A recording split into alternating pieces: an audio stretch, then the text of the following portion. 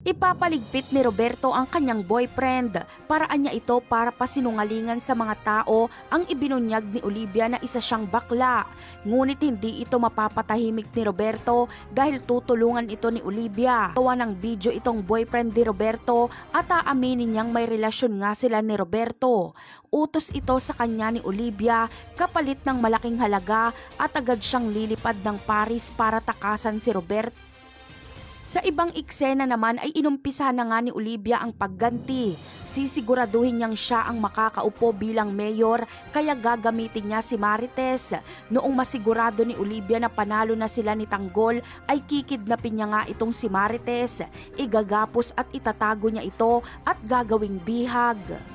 At kapag prenoklama na panalo na sila ni Tanggol, ay dito niya nasasabihin kay Tanggol na hawak niya ang buhay ni Marites at pakakawalan niya lang ito kung bababa sa pagka-mayor si Tanggol.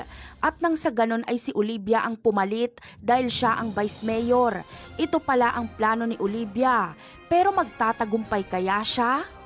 Samantala, susuportahan ni Ramon ang kagustuhan ni Olivia na maging mayor.